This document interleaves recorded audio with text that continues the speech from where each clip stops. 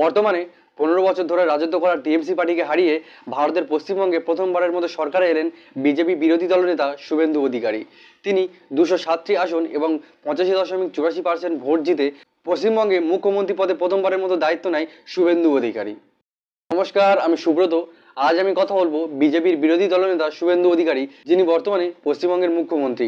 এই মুখ্যমন্ত্রী আসলে কে, কি তার পরিচয়? সাল 1970, 15 ডিসেম্বর পূর্ব মেদিনীপুর জেলায় জন্মগ্রহণ করেন শুভেন্দু অধিকারী। বাবা শিশির অধিকারী দীর্ঘদিন রাজনীতিবিদ এবং লোকসভার সাংসদ। মা গায়ত্রী অধিকারী।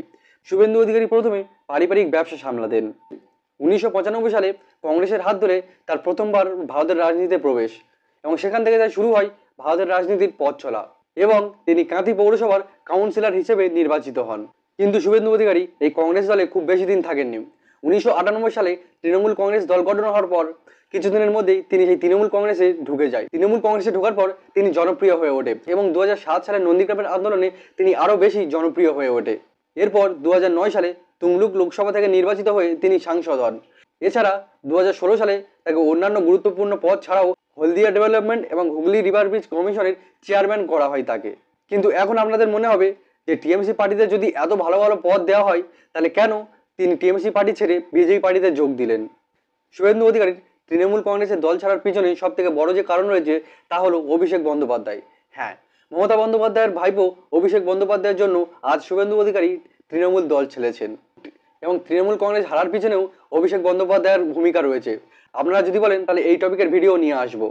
শুভেন্দু অধিকারী তৃণমূল দল ছাড়ার যে প্রধান কারণটি বলেছেন তা হলো কসবা ল কলেজে একটি ছাত্রীকে গণধর্ষণের বিরুদ্ধে টিএমসির গাফিলতি এবং মমতা বন্দ্যোপাধ্যায়ের পর গদির অধিকারী হতেন অভিষেক বন্দ্যোপাধ্যায় এবং 2020 সালের ডিসেম্বর মাসে শুভেন্দু অধিকারী আনুষ্ঠানিকভাবে বিজেপিতে যোগদান দেয় এবং তার ঠিক 1 বছর পর 2021 সালে বিধানসভা নির্বাচনে নন্দীগ্রামে 1996টি ভোটে মমতা বন্দ্যোপাধ্যায়কে হারিয়ে দেন। তার ঠিক 5 বছর পর বর্তমানে 2026 সালে বিধানসভা নির্বাচনে ভবানীপুর থেকে 9656টি ভোটে মমতা বন্দ্যোপাধ্যায়কে পরাজিত করে পশ্চিমবঙ্গের প্রথমবারের মতো মুখ্যমন্ত্রী হয় শুভেন্দু অধিকারী।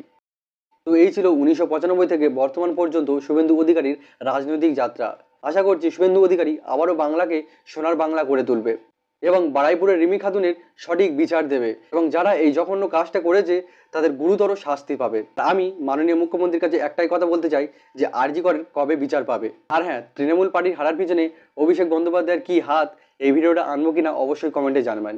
তো এই রকম ইনফরমেটিভ ভিডিও পেতে চ্যানেলটি এখনই সাবস্ক্রাইব করে ভিডিওটি শেয়ার করে দিন এবং ফেসবুক থেকে দেখলে পেজটি অবশ্যই ফলো করে নিন। ধন্যবাদ।